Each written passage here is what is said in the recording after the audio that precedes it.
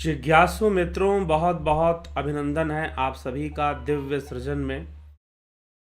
प्रत्येक दिवस की भांति आज भी हम यहाँ पर लाइव चर्चा का कार्यक्रम शुरू कर रहे हैं और आज का जो विषय है बहुत महत्वपूर्ण विषय है, संस्कारों का रहस्य। कार्यक्रम थोड़ा देर से प्रारंभ हो रहा है, अचानक आकस्मिक कुछ व्यस्तता आने के कारण। तो चलिए, यह कार्यक्रम लेकिन शुरू हो रहा है और विषय बहुत ही इंटरेस्टिंग टॉपिक है और समझने का यह विषय है कि निरोध संस्कार। यद्यपि आज का यह विषय होगा और आज साथ में हम सब ने, कुछ लोगों ने मिलकर, जिन्होंने ध्यान योग का कोर्स कर लिया है, एक सामूहिक ग्रुप मेडिटेशन होता रहता है। जो लोग ध्यान योग का कोर्स कर लेते हैं, कभी कभी उनके लिए group meditation, online group meditation होता है। तो आज वह ग्रुप मेडिटेशन भी हुआ, तो उसमें भी इस विषय पर थोड़ी चर्चा हुई। जी हाँ, संस्कार क्या है, महर्षि पतंजलि इसमें क्या कहते हैं, इस विषय पर संस्कारों के बारे में क्या कहते हैं, आज हम समझने का प्रयास करेंगे कि संस्कार किसे कहते हैं। किसी के अच्छे संस्कार होते हैं, किसी के बुरे संस्कार होते हैं। तो संस्कारों का अच्छा बुरा होने का अर्थ क्या है और संस्कार क्या होते हैं, और महर्षि पतंजलि संस्कारों के विषय में क्या कह रहे हैं, इन सभी विषयों पर आज हम चर्चा करेंगे। भगवान श्री कृष्ण भी श्रीमद् भगवद गीता में संस्कारों की चर्चा करते हैं। संस्कार वास्तव में वृत्ति ही है। संस्कार वास्तव में क्या है? वृत्ति है। तो वृत्ति ही संस्कार है। किस प्रकार से? कई जन्मों में किए गए, जीव के द्वारा जो कई जन्मों में किए गए जो कर्म हैं, जीव के द्वारा कई जन्मों में जो किए गए कर्म हैं, उन कर्मों से, जीव के द्वारा कई जन्मों में किए गए कर्मों से संस्कारों का निर्माण होता है। ठीक, हम जो सुनते हैं, जिस माहौल में अब संस्कारों का निर्माण कैसे होता है, वो कई तरीके से चल रहा होता है। आप जो कर्म करते हैं वो भी, आप जिस माहौल में रहते हैं वो माहौल भी आपके संस्कार का निर्माण करना शुरू कर देते हैं। आप जो ज्ञान प्राप्त करते हैं वह भी आपके संस्कार का निर्माण करना शुरू कर देते हैं। तो संस्कारों का निर्माण होता है हमारे ज्ञान से, इंद्रिय ज्ञान से, सेंस एक्सपीरियंस से। और रिपीटेडली जो सेंस एक्सपीरियंस बार बार हमारे जीवन में हमें प्राप्त होता है, उससे और अधिक संस्कारों का निर्माण होता है। तो कुछ संस्कार हमारे ऊपर बहुत हावी होते हैं। हम कह सकते हैं कि कुछ वृत्तियां हमारे ऊपर बहुत हावी होती हैं, जैसे कि आहार, निद्रा, भय, मैथुन। यह 4 प्रकार के ऐसे संस्कार हैं जो जीव के ऊपर विशेष रूप से हावी होते हैं, चाहे वो किसी भी योनि में जाए, पेड़ पौधों के योनि में भी जाए। तो आहार, निद्रा, भय और मैथुन, इन 4 क्रियाओं से वह जरूर जुड़ता है। इन 4 क्रियाओं को वह जरूर क्रियान्वित करता है, किसी न किसी रूप में करे, मन के स्तर पे करे, चाहे जैसे भी करे, जिस भी लेवल पे करे, लेकिन वो करता जरूर है।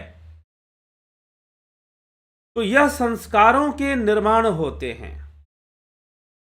संस्कार ऐसे बनते हैं। संस्कार ऐसे निर्मित होते हैं। तो जीव के संस्कार होते ही होते हैं, अनेक संस्कार हो सकते हैं, और वो कई बार सात्विकता भी हो सकती है संस्कारों में।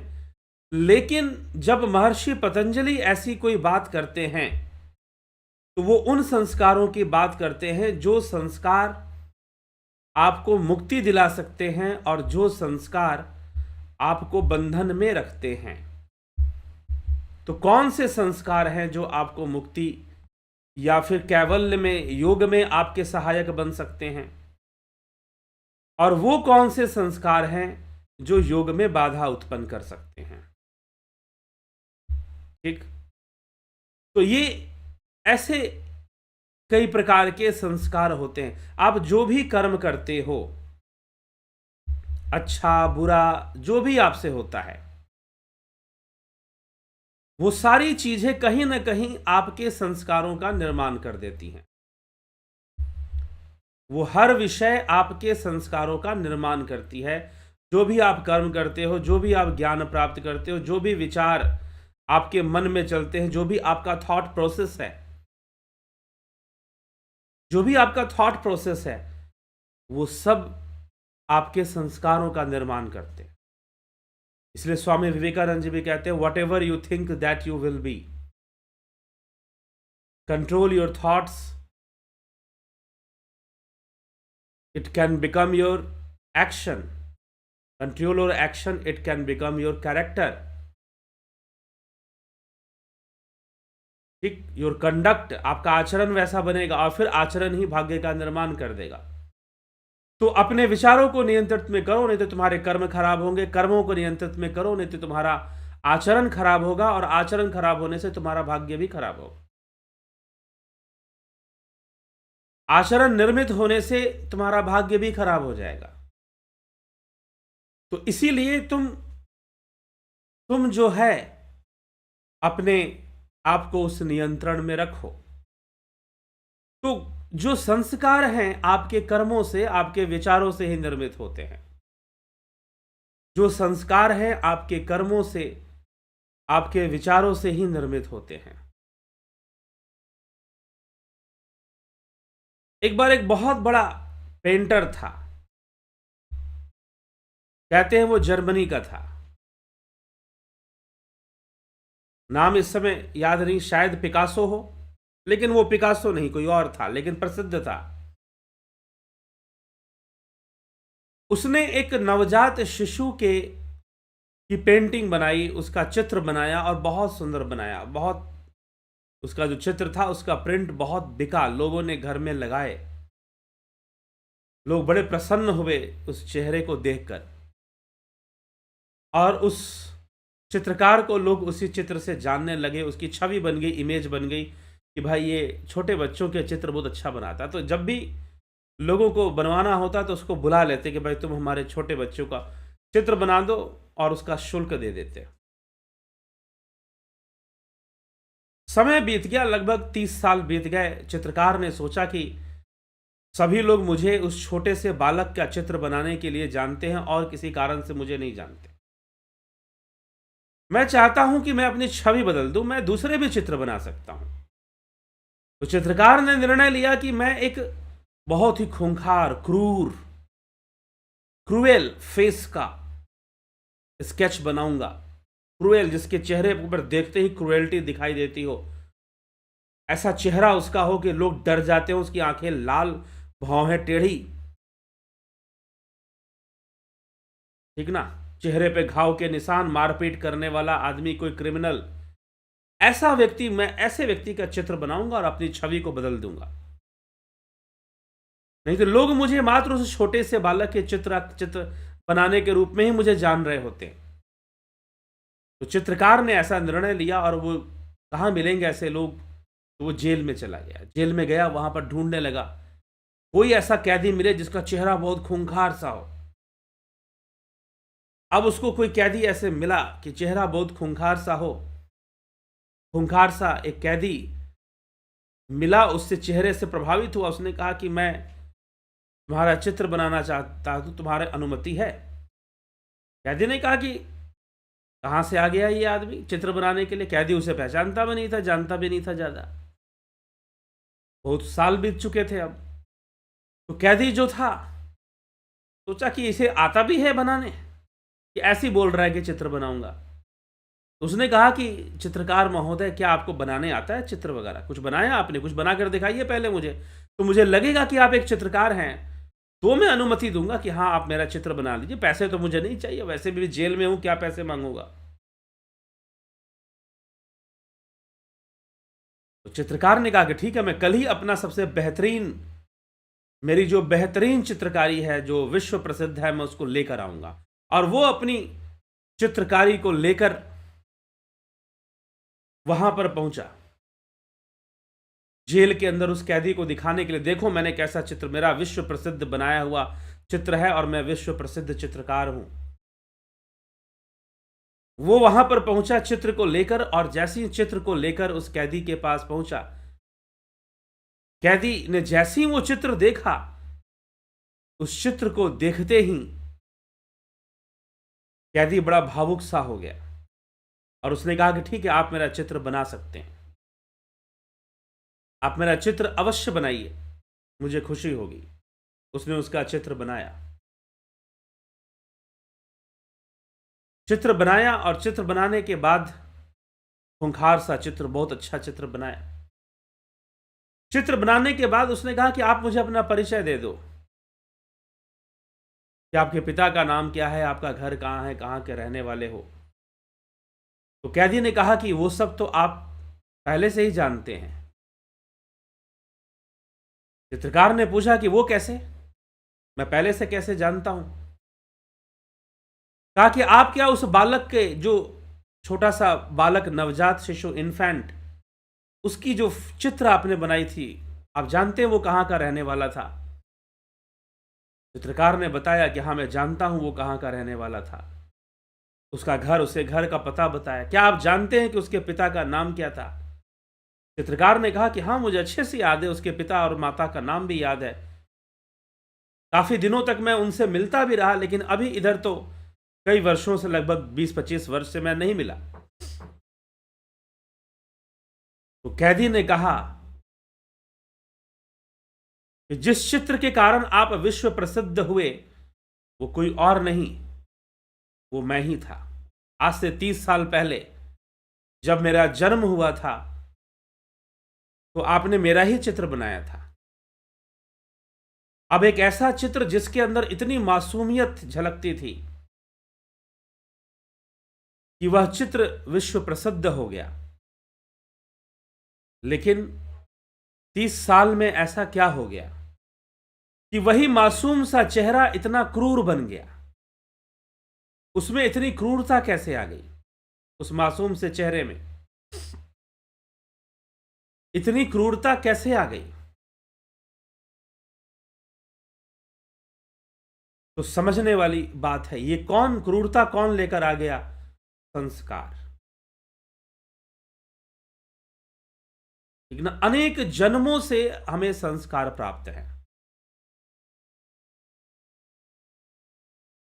अनेक जन्मों से।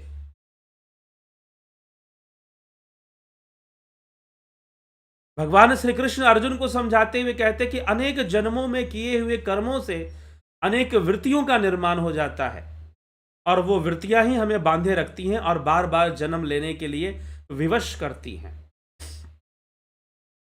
विवश करती हैं।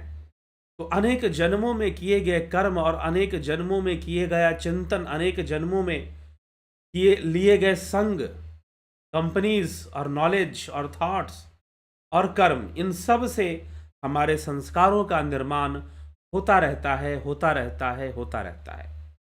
इस समय आप ये वीडियो सुन रहे हैं तो इस समय भी आपके संस्कारों का निर्माण हो रहा है।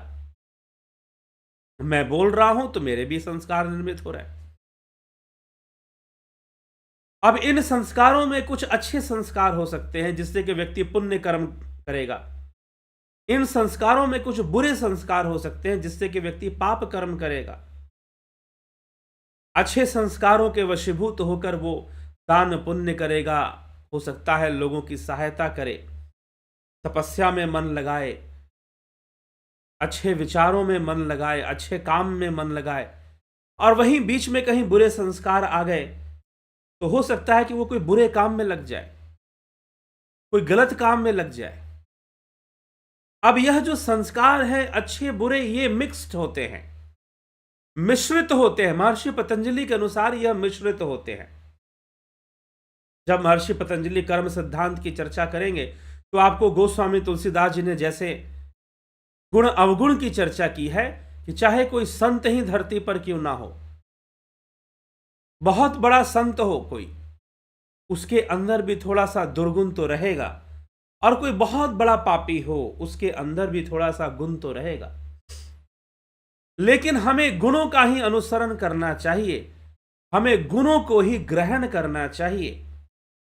तो जब हमें गुणों को ही ग्रहण करना चाहिए तो हमें गुण पर ही ध्यान देना चाहिए, दुर्गुण पर हमें ध्यान नहीं देना चाहिए।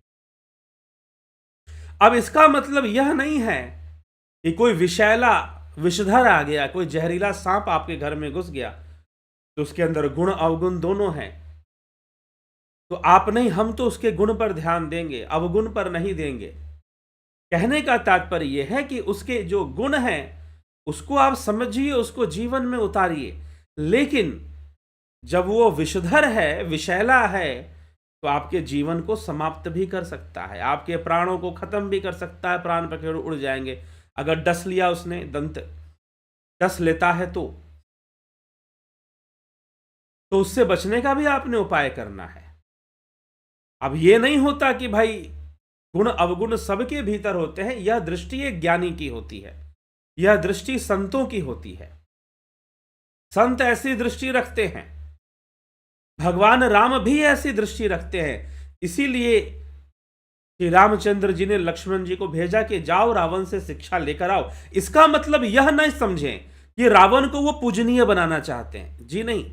रावण के जो कर्म थे उसका उचित दंड वो दे चुके हैं, लेकिन दुर्गुण बहुत था उसके अंदर, चलो थोड़ा सा जो गुण था वो भी सामने आ जाए, हम ये कह सकते हैं। वैसे ये कथा भी कथावाचकों की पैदा की हुई कथा है, फिर भी ठीक है, सकारात्मकता कुछ मिलती है इससे। अब यह ना समझ लें कि भगवान राम रावण को कोई पूजा करवाना चाहते हैं, रावण को पूजनीय बना रहे थे, ऐसी कोई बात नहीं है। दंड ही दे रहे थे उसे, लेकिन फिर भी गोस्वामी जी लिखते हैं कि भाई गुण अवगुण तो सबके भीतर होता ही है। जड़ चेतन गुण दोष में विश्व किन्ह करतार, जड़ चेतन गुण दोष, ये संपूर्ण संसार जड़ चेतन और गुण दोषमय है। ये संपूर्ण संसार जड़ चेतन और गुण दोषमय है, ठीक है, भरा हुआ है सबके भीतर। लेकिन संत गुण गहहि, जो संत प्रवृत्ति के लोग हैं, जो विवेकी हैं, वो गुणों का ग्रहण करते हैं, गुणों पर ही ध्यान देते हैं और गुणों को ही ग्रहण करते हैं। ऐसी प्रवृत्ति होनी चाहिए। लेकिन पुण्य संस्कार जो अच्छे हैं वो हमसे पुण्य कराते हैं, ऐसा नहीं कि वो व्यक्ति पाप नहीं करेगा। कहीं ना कहीं जीवन में बुरे संस्कार आएंगे और किसी न किसी दिशा में वो पाप भी कर जाएगा, कहीं ना कहीं वो कुछ गलतियां करेगा ही करेगा, नहीं करने का प्रश्न नहीं उठता। इसका मतलब यह नहीं कि उसके अंदर गुण नहीं। अगर यदि देव ऋषि नारद विश्व मोहिनी को देखकर मोहित हो गए, अपने अहंकार के कारण हो गए, इसका मतलब यह नहीं कि वो नारद नहीं रह गए, वो फिर भी नारद हैं।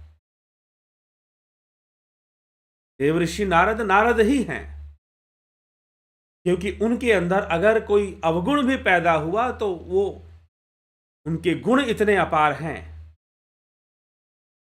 उसके सामने वह अवगुण बहुत ही निम्न हो जाया करता है, बहुत छोटा हो जाया करता है। इसलिए मनुष्य को हमेशा सकारात्मक दृष्टि रखकर सकारात्मक दिशा में कर्म करते रहना चाहिए, इस विश्वास के साथ कि उसको उसके कर्मों का फल तो निकलना ही है, आना ही है, मिलना ही है। ये इससे फर्क नहीं पड़ता कि उसे यश मिलेगा या अपयश मिलेगा, कर्म करते जाओ बस। यश अपयश मान हानि यह सब पिछले प्रारब्ध से आते जाते रहते हैं। तुम अपने कर्मों की श्रृंखला को कभी रोको मत, करते जाओ, बनाते जाओ, बढ़ते जाओ, आगे बढ़ते जाओ। चरैवेति चरैवेति। ठीक है। तो इस प्रकार से आप अपने कर्मों को करें, आपके अच्छे संस्कार निर्मित होंगे। मैं यहां पर कुछ बोल पाता हूं तो अपने पिछले संस्कारों से बोल पाता हूं। आप यहां पर सुन पाते हैं तो आपके पीछे भी संस्कार लगे हुए हैं जो आपको यहां सुनाते हैं। तो इस तरह से ये संस्कार हैं जो अच्छे बुरे कर्मों की ओर हमें प्रेरणा देते रहते हैं। कभी पाप कर्म में लगा देते, कभी पुण्य कर्म में लगा देते। संस्कार ज्यादा खराब हो गए तो अधिक पाप कर्म में लगा देते। लेकिन व्यक्ति चाहे तो अपने संस्कारों का पुनर्निर्माण कर सकता है, पुनर्निर्माण कर सकता है। तो ये संस्कारों का रहस्य है। आप संस्कार, आप जो भी नॉलेज ले रहे हैं, जो भी सुन रहे हैं, जिस संगत में रह रहे हैं, संगत से गुनावत संगत से गुंजात। गोस्वामी तुलसीदास जी कहते हैं, गगन चढ़ाई रज पवन प्रसंगा, मीलहि नीच कीच जल संगा। धूल जो है, मिट्टी जो है, अगर पानी का संग कर ले तो कीचड़ बन जाती है, वायु का संग कर ले तो माथे के ऊपर से उड़ती है। संगत से भी संस्कार आते हैं। तो संगत, अब संगत कहने का मतलब आदमी का संगत मैं नहीं कह रहा कि किसी व्यक्ति के संगत में आप हैं। कई बार ना सत्संग की बात कहो, इसीलिए सत्संग को जितना गोस्वामी जी ने समझाया है, तुलसीदास जी ने समझाया है, उतना बहुत शायद ही किसी ग्रंथ में मिलेगा। सत्संग क्या चीज है? सत्संग मतलब ये नहीं किसी बाबा जी के प्रवचन में जाके बैठोगे तभी सत्संग होगा, जी नहीं। बाबा जी के प्रवचन में बैठने से ही सत्संग होगा ये जरूरी नहीं है। सत्संग आप कौन से विचारों का संग करते हो, कौन से विचारों की वृद्धि करते हो। आप जैसे विचारों की वृद्धि करते हो वैसा ही संग होना शुरू हो जाएगा। इसलिए सबसे पहले अपने एकांत में सत्संग करना सीखो, एकांत में अपने सद विचारों की वृद्धि करो। नकारात्मक विचारों को सकारात्मक विचारों से रोको। ये पीछे पतंजलि योग सूत्र में पहले ही बताया गया है। तो इससे आपके अच्छे संस्कार डेवलप होते जाएंगे, डेवलप होते जाएंगे, बनते जाएंगे। ठीक है। इसी विषय को अब हम योग के संदर्भ में, कैवल्य के संदर्भ में, समाधि के संदर्भ में जब समझते हैं तो महर्षि पतंजलि यहां पर क्या कहते हैं। तो ये संस्कार हैं और संस्कार हमसे बहुत कुछ करवाते हैं। अच्छा काम भी करवाते हैं, बुरा काम भी करवाते हैं, बड़ा काम भी करवाते हैं, छोटा काम भी करवा लेते हैं। कर्मों का निर्माण होता रहता है, संस्कारों का निर्माण होता रहता है, चलता रहता है, प्रोसेस चलता रहता है। कर्मों का भी निर्माण, संस्कारों का भी निर्माण, प्रोसेस चलता रहता है। इसलिए सत्संग जरूरी है। और सत्संग कभी ये मत समझना कि कहीं प्रवचन में जाके बैठेंगे तभी सत्संग होगा, जी नहीं। कुछ शास्त्रों की बातें कुछ अपने हिसाब से पढ़ लेंगे, जी नहीं। वो हर विचार जो आपको कैवल्य की ओर ले जाए, आत्मज्ञान की ओर ले जाए, उसका चिंतन करना, उन विचारों की वृद्धि करना सत्संग है। हाँ, अब आप किसी गुरु जी, बाबा जी के प्रवचन में बैठेंगे और वहां पर विचारों की वृद्धि हो रही है तो भी सत्संग माना जाएगा।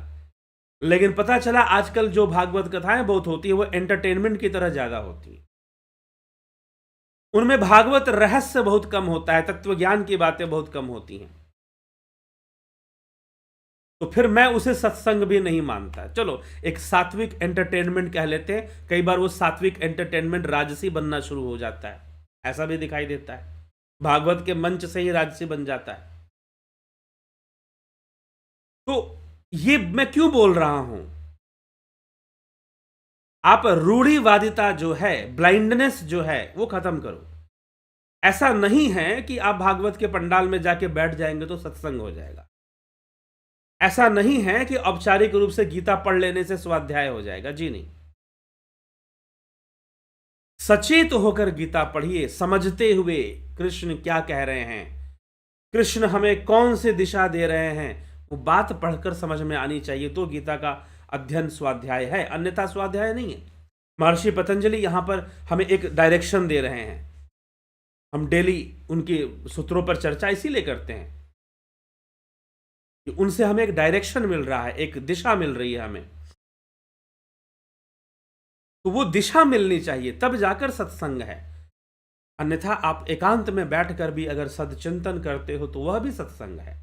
तो सत्संग से अच्छे संस्कारों का निर्माण होता है। ये नहीं कि वहां बाबा जी के उसमें चले गए, प्रवचन सुन लिए और घर में आकर फिर झगड़ा लड़ाई शुरू कर दी। तो ऐसे से कुछ होने वाला नहीं है।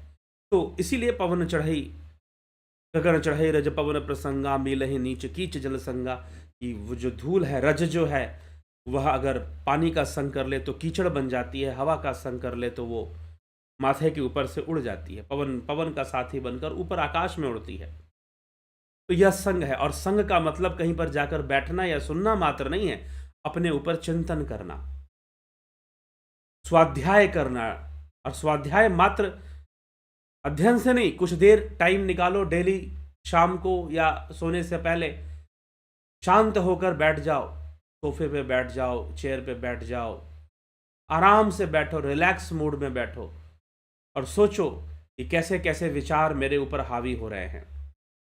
यह एक तरह का प्रत्याहार भी है। कैसे कैसे विचार हावी हो रहे हैं, कौन से विचार हावी हो रहे हैं, इस पर जरा गंभीरता से चिंतन करो। ठीक है, तो यह भी सत्संग हो जाएगा फिर। तो इस तरह से हमें समझना चाहिए, संस्कारों का निर्माण होता है। और महर्षि पतंजलि यही बात यहाँ पर समझाते हैं कि आपको संस्कारों का निर्माण करना है। कहते हैं व्युत्थान निरोध संस्कार योर भी भव प्रादुर्भावो निरोध क्षण चिंतावयो निरोध परिणाम। निरोध क्षण स्वभाव संबंधी, चित्त में एक क्षण में व्युत्थान संस्कारों का दब जाना, व्युत्थान संस्कारों का दबना और निरोध संस्कारों का प्रकट होना निरोध परिणाम कहलाता है। इस परिणाम को चित्त धर्मी का धर्म परिणाम कहते हैं। निरोध, सीधी सी बात है, व्युत्थान संस्कारों का दबना और निरोध संस्कारों का विकसित होना निरोध परिणाम कहलाता है। व्युत्थान संस्कार मतलब इंद्रिय ज्ञान से जन्म जन्मांतर में अनेकों जन्मों में कर्म करते हुए इंद्रियों से और सेंस ऑर्गन से जो भी संस्कार हमने ग्रहण किए हैं, वो सारे के सारे संस्कार, जो भी संस्कार हमने ग्रहण किए हैं, वो सभी के सभी संस्कारों का दब जाना और जो साधना रूपी संस्कार है, ध्यान रूपी संस्कार है, वैसे संस्कार का निर्मित होना। आज ही ग्रुप मेडिटेशन में चर्चा चली कि हमें साधना कैसी होनी चाहिए। ध्यान हमारा ऐसा होना चाहिए जैसे कि हम खाते पीते सोते हैं, जैसे कि हम बिना भोजन किए नहीं रह सकते, जैसे कि हम बिना सोए नहीं रह सकते, निद्रा के अस्वस्थ महसूस करते हैं, वैसे ही हम बिना ध्यान योग किए एक दिन भी हमारा ना बीते। बिना ध्यान योग किए एक दिन भी हमारा ना बीते।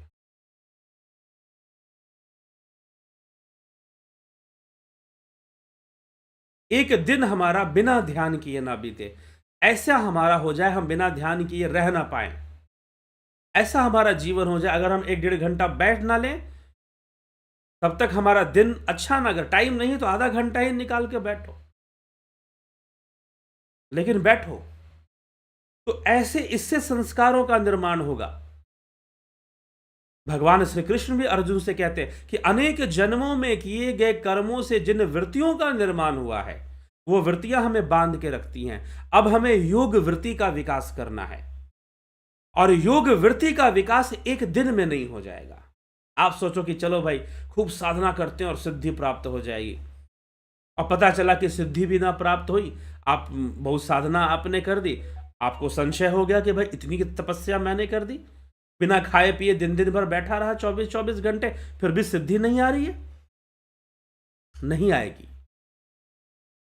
प्रतिदिन साधना होनी चाहिए, प्रतिदिन आपका ध्यान योग होना चाहिए। जिन्होंने ध्यान योग का कोर्स कर लिया है, जो वीडियोस आपको दिए गए हैं, वो वीडियोस आपके दिमाग में वो मैटर रट जाना चाहिए। कि हाँ, ऐसे-ऐसे हमें साधना करने के लिए कहा गया, ऐसे-ऐसे हमें साधना करने के लिए बताया गया, हमें वैसे-वैसे करना चाहिए।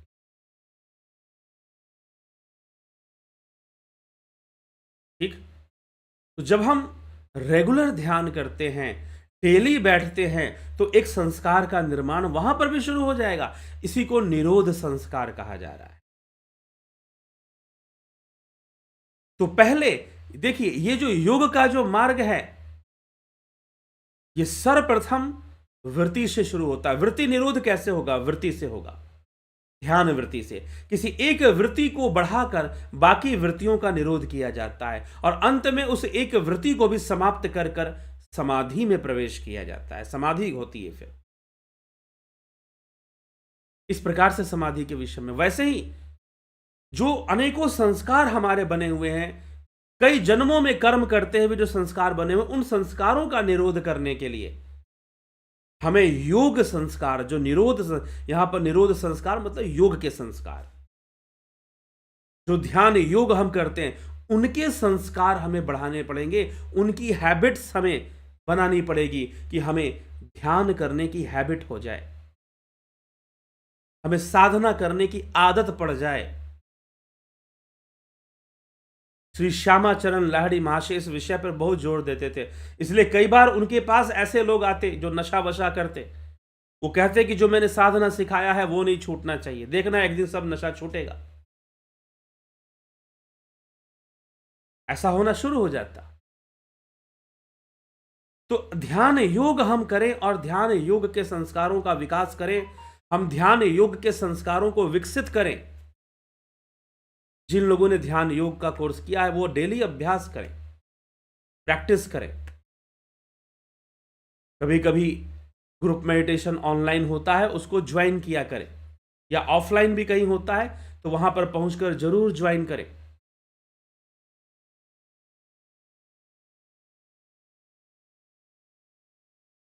ठीक? तो ये विषय हमें समझना पड़ेगा। हमें ध्यान का विकास करना होगा, हमें ध्यान योग का विकास करना होगा। यही निरोध संस्कार है। और जब निरोध संस्कार प्राप्त होता है, महर्षि पतंजलि आगे लिखते हैं इसका क्या फल मिलेगा। तो व्युत्थान संस्कारों का दबना और निरोध संस्कार का विकसित होना, यह निरोध परिणाम कहलाता है। अर्थात चित्त वृत्ति निरोध का जो अभ्यास आपने किया है, अभ्यास वैराग्य से जो आप जुड़े रहे और चित्त वृत्ति निरोध का जो अभ्यास आपने किया है, उसका यह परिणाम है। क्या परिणाम है? कि व्युत्थान संस्कार दबेंगे और निरोध संस्कार विकसित हो जाएंगे। यह निरोध परिणाम है। अब इसका फल, तस्य प्रशांत वाहिता संस्कारात, और जिसके अंदर निरोध संस्कार विकसित हो गया, जिसके अंदर ध्यान योग का संस्कार विकसित हो गया, उसका व्यक्तित्व बदलना शुरू हो जाएगा। उस निरोध संस्कार के दृढ़ता होने से, जब ध्यान योग का संस्कार दृढ़ हो जाएगा, तो जो चित्त है वह शांत प्रवाह वाली गति का होगा। तस्य प्रशांत वाहिता संस्कारात, तस्य प्रशांत वाहिता, वह व्यक्ति अपने चित्त से प्रशांत होगा, वह व्यक्ति अपने चित्त से शांत होगा, और शांत होकर प्रशांत होकर वो अपने सारे कर्म करेगा। ठीक है? तो इसे कहते हैं प्रशांत वाहिता संस्कार। उसका चित्त, क्योंकि उसके अंदर अब ध्यान योग की दृढ़ता आ चुकी है।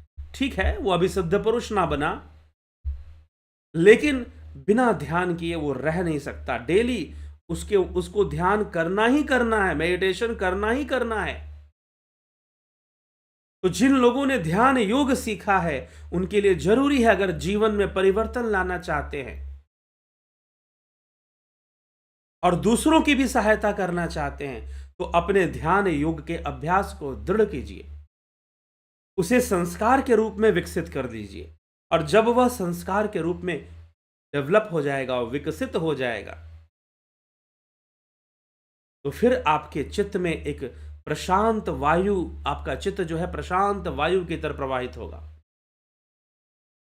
हवा मंद मंद जब चलती है तो कितना आनंद देती है, बहुत तेज चलती है थोड़ा परेशान करती है। लेकिन मंद मंद चलती है तो बहुत आनंद भी देती है हमें।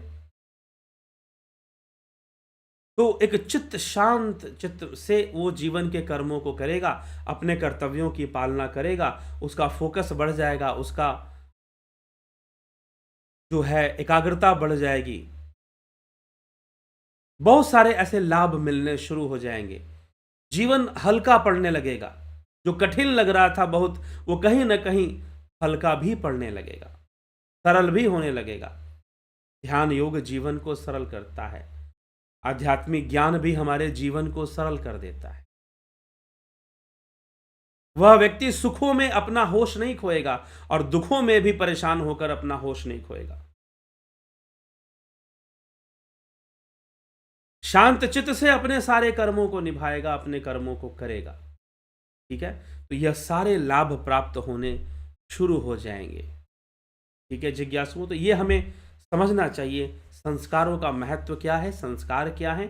और महर्षि पतंजलि ने निरोध संस्कार जो कहा है, वह निरोध संस्कार किसको कहा है, और निरोध संस्कार के फल रूप आपको शांत चित्त की प्राप्ति होती है, फोकस्ड माइंड की प्राप्ति होती है, और वो आपके हैबिट में आ जाता है।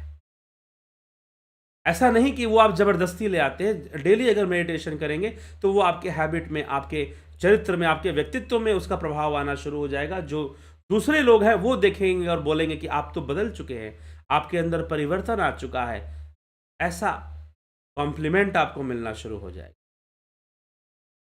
ठीक है, तो ये हमें ये ध्यान योग के रेगुलर प्रैक्टिस से ही ये पॉसिबल है कि हम निरोध संस्कार का विकास कर पाए, ऐसे संस्कारों को निर्मित कर ले जो हमें मुक्ति देंगे। और वो इस जन्म में भी, अगर हम, भगवान कृष्ण ने कहा कि अगर योग भ्रष्ट हो गया, इस जन्म में अगर उसे ना मुक्ति मिली, तो अगले जन्म में वो अपनी यात्रा को कंटिन्यू करेगा।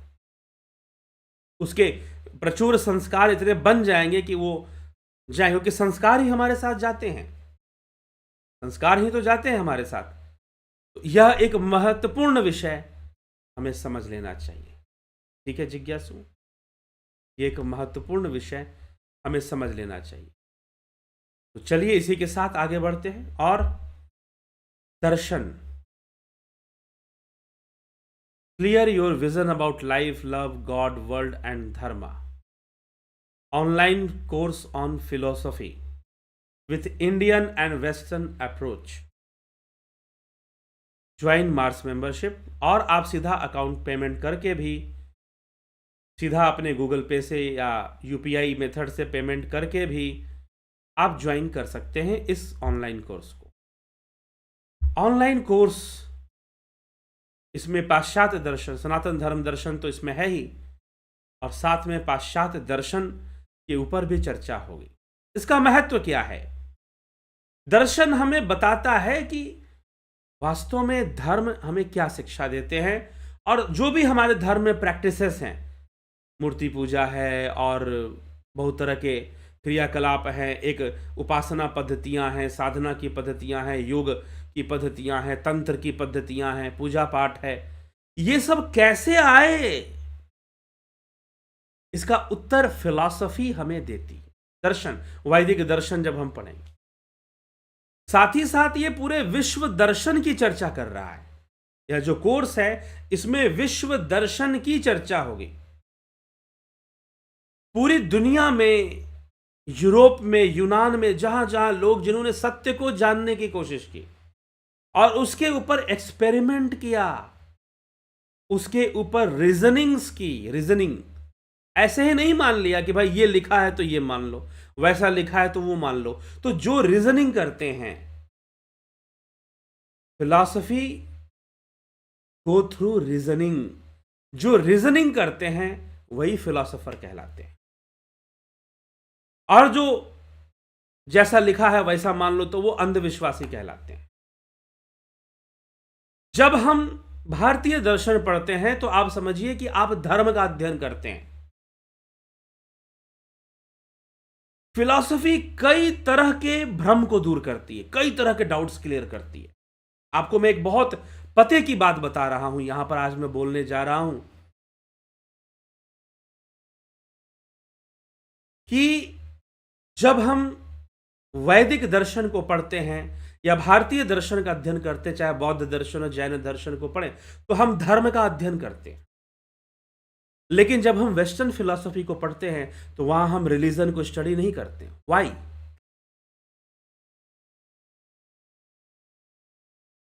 वहां पर रिलीजन, हाँ, फिलॉसफी ऑफ रिलीजन एक अलग ढंग से आएगा, लेकिन आप वहां पर क्रिश्चियनिटी को स्टडी नहीं करेंगे, आप वहां पर इस्लाम को स्टडी नहीं करेंगे। क्यों? वाई? वो इसलिए है क्योंकि जहां रीजनिंग नहीं हो सकती है वहां फिलॉसफी स्टैंड नहीं करता। जहां यह कहा जाएगा कि फलानी किताब में ऐसा लिखा है तो ऐसा मानो, तो that is not a philosophical thing. तो बहुत बड़े बड़े दार्शनिक जिन्होंने रीजनिंग किया, डिबेट्स की और बहुत तरह के लॉजिक्स, और किसी ना किसी कंक्लूजन पे पहुंचा। वैसे भारत में जो शास्त्र परंपरा है वो शास्त्रार्थ से विकसित हुआ है। देवता कौन है, नहीं तो 50 तरह की मानसिकताएं लोग लेकर बैठे हुए हैं। इसीलिए पूर्व मीमांसा शास्त्र देवताओं की चर्चा करता है। क्या कहता है देवताओं के बारे में? कौन है भाई ये देवता? क्या वो कहीं पदासीन है क्या? तो नीम के ऊपर कौन पदासीन है? पीपल भी देवता है। कौन उस पर पदासीन होकर बैठा हुआ है? क्या हमेशा बैठा रहेगा? कितने दिन तक बैठेगा? क्या बदलेगा? हालांकि इस चैनल पर हमने देवताओं की खूब चर्चा की है, कई वीडियोस पीछे बने हुए हैं देवताओं के ऊपर। तो पूर्व मीमांसा शास्त्र कैसे समझाता है इस विषय को? कर्मकांड, पूर्व मीमांसा कर्मकांड की फिलॉसफी। आजकल तो क्या है ना, कहीं कर्मकांड बोल दो तो सीधा लोग उसका पर्यायवाची बना चुके हैं, पाखंडी। मुझे किसी ने फोन किया था कुछ दिनों पहले, संभवतः पुणे से किया था या मुंबई से किया था, महाराष्ट्र से किया था। उन भाई साहब को जब भी मैं कर्मकांड शब्द बोलता कुछ समझाने, अच्छा कर्मकांड मतलब पाखंड, उसका पर्यायवाची बना दिया है नेताओं ने, और ये बीच में पैदा हुए गुरुओं ने। कर्मकांड का इक्विवेलेंट क्या बना दिया? सिनोनिम बना दिया पाखंड। कैसे भैया? तो पूर्व मीमांसा शास्त्र हमें समझाती है कि व्हाट इज कर्मकांड, क्यों करना चाहिए और नहीं क्या नहीं करना चाहिए। क्योंकि आपको सही सही पता होगा तो आप सही सही करोगे भी। ये नहीं कि ये नियम क्यों है, नहीं, नियम की बात नहीं, नियम क्या है ये नहीं, नियम क्यों है। अगर कर्मकांड में कोई नियम बताया जा रहा है तो नियम क्या है ये नहीं, नियम क्यों है, इसका उत्तर मिलना चाहिए कि ये नियम क्यों बना है या कर्मकांड क्यों बना है, कर्मकांड जैसी चीजें क्या होती हैं। उसी प्रकार से ये हम योग करते हैं, साधना करते हैं, क्या है ये चीज, क्यों है ये चीज। तो जब हम भारतीय दर्शन का अध्ययन करते हैं तो हम धर्म का अध्ययन करते हैं, लेकिन जब हम पाश्चात्य दर्शन का अध्ययन करते हैं तो हम रिलीजन को स्टडी नहीं करते हैं। इसी से समझ लो, इसलिए मैं कहता हूं मेरा कोई इंटेंशन नहीं है भेदभाव पैदा करने का। इसलिए यहां पर फिलोसॉफिक टॉपिक की बात हो रही है, यहां पर एटाइमोलॉजिकल टॉपिक की बात हो रही है। Etymologically, philosophically, religion can't be dharma and dharma can't be religion. ठीक है? अगर हम अर्थों के पर जाएंगे तो धर्म कभी रिलीजन नहीं हो सकता, रिलीजन कभी धर्म नहीं हो सकता। यह बात समझने की है, और ये कोई जबरदस्ती थोपने वाली बात भी नहीं है, इसको सही तरीके से समझना चाहिए। तो फिलॉसफी जो है आपके कॉन्सेप्ट्स क्लियर करता, आप खुद समझोगे तो दूसरों के समझाओगे, आप खुद समझोगे तो आप दूसरों को समझाओगे।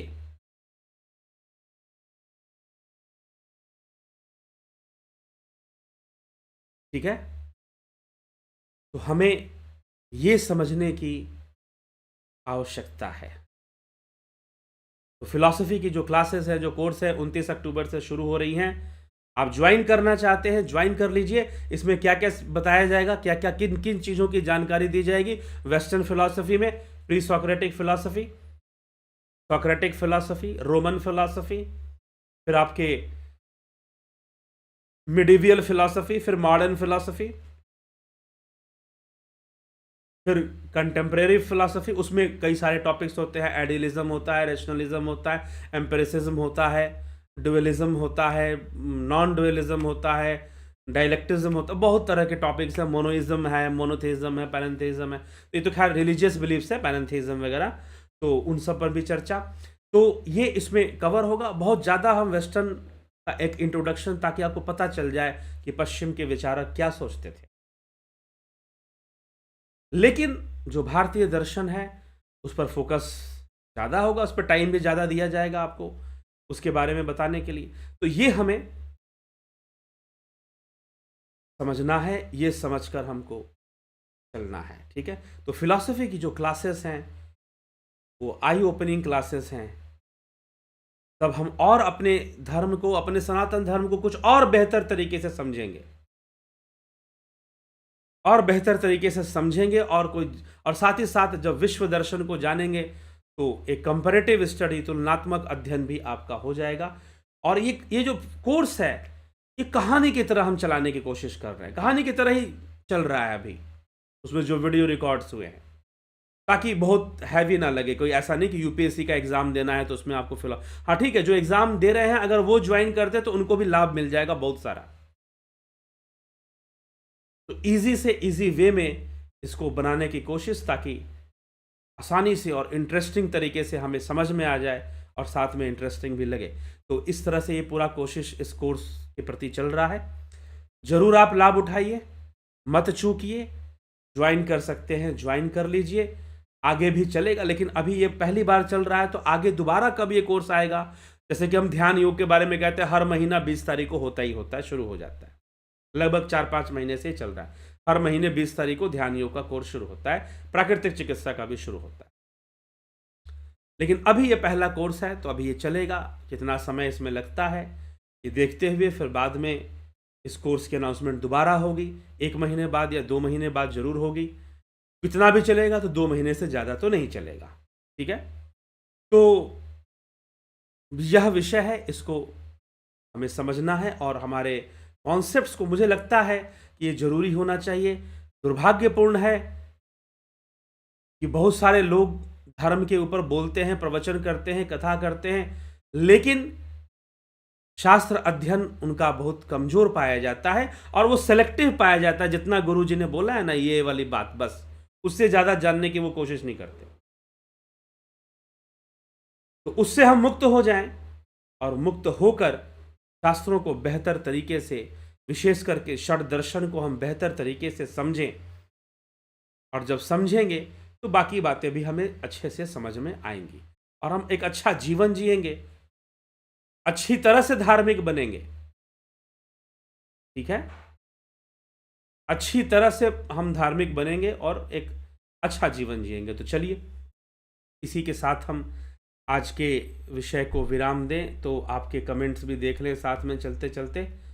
विक्रम सिंह जी, बहुत अभिनंदन है। नवज्योति नाथ जी, राम गोपाल जांगीर जी, सविता नायक जी, काशीनाथ जी, शंकर प्रसाद जी, रूपलाल विश्वकर्मा, जगत नारायण, विमला शाह जी, राम निवास, मीना, विनोद सूद, कुमार सूद जी, श्वेता राय सिन्हा जी, कन्हाई कुमार जी, विष्णुचंद्र मौर्य, घनश्याम सरोदे, रतन सिंह जी, बिसलाल बहादुर सिंह जी, उषा श्रीवास्तवा जी, श्वेता कुमारी जी, स्मिता सावंत जी, राजू पाल, ज्योति दत्ता, आशा रानी, पवन कुमार गुप्ता जी, बहुत अभिनंदन है। जय हिंदू राष्ट्र, धनराज सिंह राजपूत, रामविलास जी, एके त्यागी जी, नमन शिवाय, एके त्यागी जी, रुपेश सिंह राजपूत, बीकू कुचाड़िया, एसके मिन्हास, राम लखन जी, अमन कक्कर, राठौड़, विक्रम भाई, गंभीर शाह, भगवती यादव, राजेश भाई मकवाना, राकेश गुप्ता जी, योगेंद्र पंडित जी, उतारन, अबनी प्रधान, शिवाय अबनी प्रधान जी, पंकज सोनी, पंकज रघुवंशी, मिता सावंत जी, एम के पेड़ी, प्रशांत सेठ, बलवंत सिंह गोहिल, बहुत बहुत अभिनंदन है आप सभी का। तो इसी के साथ जो है आज के विचारों को हम विराम देते हैं, और कल फिर मिलते हैं 9 बजे लाइव चर्चा में। प्रत्येक दिवस की तरह यह लाइव चर्चा वैसे ही आगे बढ़ती रहेगी जैसे हो रही है। तो लाइव चर्चा में फिर मिलते हैं 9 बजे, और एक योग सूत्र पर बढ़ते हुए क्रम में और मुख्य विषयों पर हम बढ़ेंगे और इसका लाभ उठाएंगे। तो बहुत बहुत आभार आप सभी का।